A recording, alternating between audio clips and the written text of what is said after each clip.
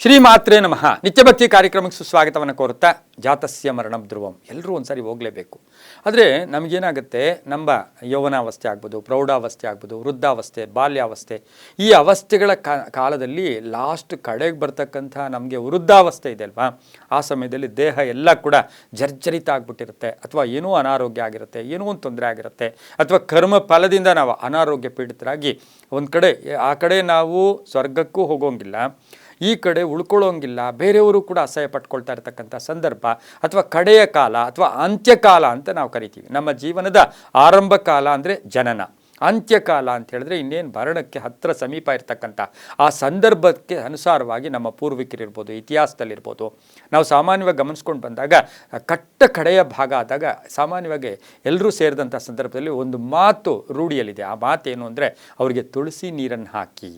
ತುಳಸಿ ನೀರು ಯಾಕೆ? ತುಳಸಿ ನೀರು, ಆ ತುಳಸಿ ನೀರಿನ ಪ್ರಭಾವ ಏನು, ತುಳಸಿಯ ನೀರಿನ ಮಹತ್ವ ಏನು, ಯಾಕೆ ಕಡೆಯ ಕಾಲದಲ್ಲಿ ತುಳಸಿ ನೀರನ್ನು ಹಾಕಬೇಕು? ಅದು ವೈಜ್ಞಾನಿಕವಾಗಿ ಆಗ್ಬೋದು, ಧಾರ್ಮಿಕವಾಗಿ ಆಗ್ಬೋದು, ಮತ್ತು ಆಚಾರ ವಿಚಾರಗಳು, ನಂಬಿಕೆ ಆಧಾರದಲ್ಲೂ ಕೂಡ ಆ ತುಳಸಿ ನೀರನ್ನು ಹಾಕಿದಂತಹ ಆ ಸಮಯ ಹೇಗಿರುತ್ತೆ ಅಂದರೆ ನಮಗೆ ಎರಡು ಲಾಭ ಇರುತ್ತೆ. ಆ ತುಳಸಿ ನೀರು ಆ ವ್ಯಕ್ತಿಯ ಕರ್ಮಗಳನ್ನು ಸ್ಟಾಪ್ ಮಾಡಿ ಆತನನ್ನು ಮುಂದಕ್ಕೆ ಮೂವ್ ಮಾಡುತ್ತೆ. ಹೋಗು, ನಿನ್ನ ಟೈಮ್ ಆಗಿದೆ, ನೀನು ಹೊರಟ್ಬಿಡು ಅಂತಕ್ಕಂಥದ್ದು ಒಂದಾದರೆ ಅದು ಪವಿತ್ರ ಕೂಡ ಹೌದು. ತುಳಸಿ ನೀರು ಸಾಕ್ಷಾತ್ತು ವಿಷ್ಣುವಿನಿಗೆ ಪ್ರಿಯವಾದದ್ದು. ವಿಷ್ಣು ಅಂದರೆ ಸ್ಥಿತಿಕಾರಕನೂ ಕೂಡ ಆಗಿರ್ತಾನೆ. ಹಾಗಾಗಿ ತುಳಸಿ ನೀರನ್ನು ನಾವು ಅನಾದಿ ಕಾಲದಿಂದಲೂ ತುಳಸಿಯನ್ನು ಪವಿತ್ರ ಅಂತ ನಾವು ಭಾವಿಸ್ಕೊಂಡು ಬರ್ತಾನೆ ಇದ್ದೀವಿ. ಒಂದು ತುಳಸಿ ಎಲೆಯನ್ನು ತಿಂದಾಗ ನಮಗೆ ಮಾನಸಿಕವಾಗಿ ಎಷ್ಟೋ ಶಕ್ತಿ ಬರುತ್ತೆ.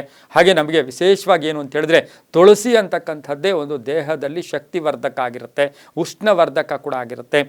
ಎಲ್ಲೋ ಲಾಸ್ಟ್ ಕಡೆಯ ಭಾಗದಲ್ಲಿ ದೇಹ ಎಲ್ಲ ತಣ್ಣಗೆ ಆಗ್ಬಿಡ್ತಾ ಇದೆ, ಆದರೆ ಪ್ರಾಣ ಹೋಗ್ತಾ ಇಲ್ಲ, ಎಲ್ಲೋ ಜ್ಞಾನ ಇಲ್ಲ, ಈ ರೀತಿ ಎಲ್ಲ ಬಂದಾಗ ನಾವೇನಿಲ್ಲ ಹಾಸ್ಪಿಟ್ಲಿಗೆ ಹಂಗೆ ಕರ್ಕೊಂಡೋಗಿ ಹಂಗೆ ಕರ್ಕೊಂಬಂದುಬಿಟ್ರೆ 3 ಲಕ್ಷ 4 ಲಕ್ಷ 5 ಲಕ್ಷ ಲಾಸ್ಟ್ ಕಡೆಯ ಭಾಗ ಆದರೆ ಅದು ಎಷ್ಟಾದರೂ ಆಗ್ಬೋದು, ಅದಕ್ಕೆಲ್ಲ ಹೇಳೋಕ್ಕೆ ಆಗಲ್ಲ. ಅಂತಹ ಸಂದರ್ಭದಲ್ಲಿ ತುಳಸಿ ನೀರನ್ನು ಭಗವಂತನಿಗೆ ಪ್ರಾರ್ಥನೆ ಮಾಡಿ 3 ಸಾರಿ ಆ ವ್ಯಕ್ತಿಗೆ ದೇಹಕ್ಕೆ ಆ ಬಾಯಿಗೆ 3 ಸಾರಿ ತುಳಸಿ ನೀರು ಹಾಕೋದ್ರಿಂದ ಸಾಕಷ್ಟು ಶುಭ ಆಗುತ್ತೆ. ಬಟ್ ತುಳಸಿ ನೀರಿನ ಮಹತ್ವವನ್ನು ಇವತ್ತು ದಿವಸ ನಾವು ತಿಳ್ಕೊಬೇಕಾಗಿರುತ್ತೆ. ತುಳಸಿಗೆ ಯಾವ ದೇಹ ದೋಷ ಇಲ್ಲ, ಯಾವ ವ್ಯಕ್ತಿ ಯಾವ ಕ್ಯಾಸ್ಟು ಏನೂ ದೋಷ ಇರೋದಿಲ್ಲ.